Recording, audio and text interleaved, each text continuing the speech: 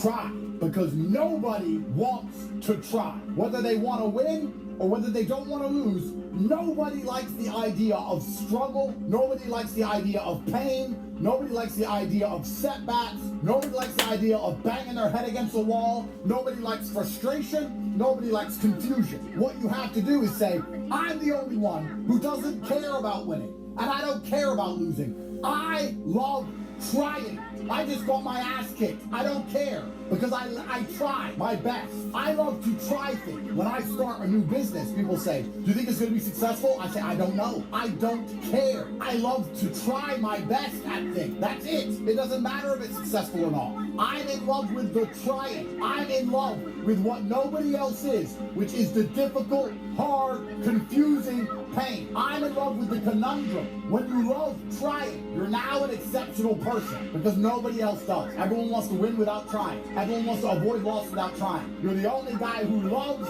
trying. And this is why when people say, I'm frustrated, I'm trying to make money and I can't make any, I say, that's a you problem, because you should love the trying. By doing that, specifically and exclusively with all things, you are left with the best possible path forward. Then you dedicate yourself with 100% of your gumption towards said path. And by doing that, you will be monumentally successful. So you have to sit here and go, okay, I want to be an exceptional person, which means I have to think differently than the normies do. This is very simple logic. Exceptional in and of itself literally means you think differently and act differently. So the magic to life is falling in love with trying, because nobody else does. This is an exceptional mindset. But to fall in love with trying, you need to fall in love with the setback. You need to fall in love with the frustration. When you find yourself confined, when you're trapped, when you find yourself behind prison bars and you can't seem to find a way through, you need to enjoy that. Nobody else enjoys that. Only a winner, only an exceptional person says, I'm trying to launch this business,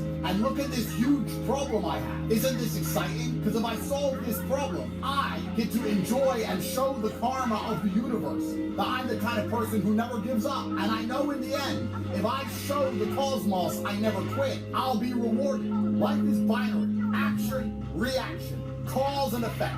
That's the world we live in. Those are the most important things for you to understand. Cause and effect. If I train hard, I get stronger. Action, reaction, cause and effect. I think most people misunderstand what trying means, because it's actually extremely lazy for you as a person to give up and work a 9-to-5 for the rest of your life, as opposed to trying to find a way to escape that. It's actually lazier. It takes more laziness to go to work every single day for the next 40 years than it would be for you to sit and use your mind and try and find a way to escape. You say, I'm not lazy, I work every day. But you are lazy because you can't be bothered to think outside of your box. That is laziness. I can't even call it constructive laziness. It's active laziness. I'm not lazy, I work really hard. Yes, you do work really hard because you were too lazy to find a way to not work hard. So you're lazy. It's actually very doable for anybody who will pay attention. I've said this before. There's only 3 reasons why anybody on the planet is broke. In the modern world, if you're born in the West and you're a fully functioning adult, there's only 3 reasons why you do not have everything you've ever wanted. All of your dreams have not come true, which means you're either stupid, you're lazy, or you're arrogant. Stupid is the smallest category. I don't think many of you are too stupid to make money. If I were to sit down and say, do this on repeat, most of you could do it on repeat until money was generated. Stupid is a very small subset, maybe 15 to 20% of people. Then you have the lazy people, who are the people who don't want to work that hard, or they're quitters, or they already have a job, so they think they'll be okay if they just wait long enough and save enough money and get a mortgage, and they're just going to waste their time out of laziness. They're too lazy to think differently than they currently think. And I'd say that's 30 to 40% of people. But most people, the majority, the largest group, are the arrogant. Because a lot of people are so brutally arrogant that even if I sit down, or if somebody more successful than them sits down and explains to them how the world works, they don't want to listen. The arrogance is astonishing. It's truly astonishing how arrogant people are.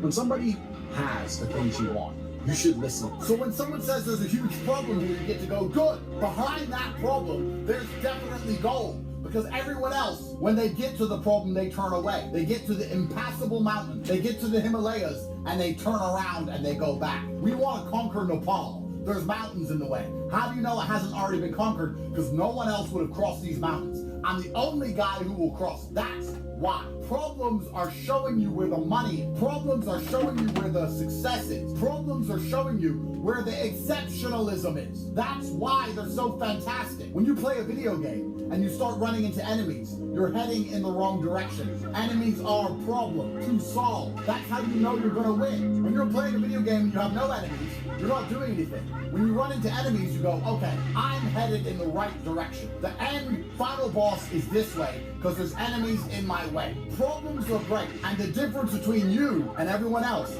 is that you don't care if you can solve the problem. You're not sitting there going, I really want to win, so how quickly and cheaply can I fix this problem? You're not sitting there going, I really don't want to lose, so how quickly and cheaply can I solve this problem? No, you're sitting there going, finally a chance for me to do what I do best, to do what I love most. Finally, something I can try. Something I can focus my energy and effort on. Something worth my hard work. Something worth my labor. I want to try. And now I have a problem. And everyone else has run away from the problem because they don't love trying. But I do. So now when I fix the problem, I get the gold it is hiding. And if you try all the time, you're going to lose. But you're also going to win. If you try every day, you're going to lose. But you're also going to win. Now losing is demotivating to the normie. Losing demotivates the wagey and the brokey. But losing doesn't demotivate the man who loves trying, because he's not in it to win and lose. He's in it to try. I dedicated all my time and I tried my very best to try and fix this problem. And guess what happened? What? Nothing. I lost. Did you make any money? Nope. So why'd you do it? Because it was fun to solve. And I learned things. And now I'm a better problem solver. I'm better at puzzles. I have new information, new code. I'm smarter now. And when I get to the next problem, I know things from before. I've learned my lesson. So I solved another problem even quicker than the first one. Because now I learned new things. And I had a great time. I got to dedicate myself to a problem. And I fixed it. And then I became fucking rich. For life. I built generational fucking wealth. While you sit at home broke. Because I'm the kind of guy, I don't get demotivated by a loss. I don't care. I will fight you again today. I don't care. I love to try. I love the war. I'm a trier. I'm a workhorse. I'm that dog that pulls the sled. I don't know where I'm going. I've been told this sled needs to move. So let's run it. That's who I am. And every single time you genuinely dedicate yourself to a problem without crying your eyes out about the fact that it's difficult, without crying your eyes out about how long it's going to take, every single time you dedicate yourself to a problem without being a bitch, your power level increases. Your fucking orgons from the universe. There are electrons passing through your body right now, and they're scanning your entire biology, and they're trying to work out if you're the kind of person who tries or gives up. Right now, microscopic, smaller than atoms, electrons are following through the flesh and blood and bone that you are made of, and they are scanning your entire makeup, your biological markers to work out if you're a winner or a loser. Do you try at problems or not? Oh yeah, but I've been trying for a long time. I don't care. That's good. That means there's gold behind it. Oh, but I really want to win. Oh, I really want to win. I really want it. I think like everyone else, I really want to win. You sound like a fucking baby. I really want a lollipop. I really want the lollipop. I really want a lollipop. That's not exceptionalism. Everyone wants the lollipop. Nobody wants to lose. Who wants to struggle and try and dedicate themselves? That's the life's winners. Those are life's winners. Only those people. This is how it works. Dedication isn't a thing. Motivation isn't a thing. Even discipline isn't a thing. Fall in love with trying. Fall in love with trying. And then guess what? The magic of the world provides. If you try 1,000 things with 100% of your effort and you fix 1,000 problems, and 999 of those problems you fix don't change your life, one of them eventually does. And you only need one win. You can lose and lose and lose, and then you win once. Win, lose, it doesn't matter. Fall in love with the war. When you wake up in the morning, this needs to be the feeling inside of your bones. What do I get to try to do now? What lands do I get to?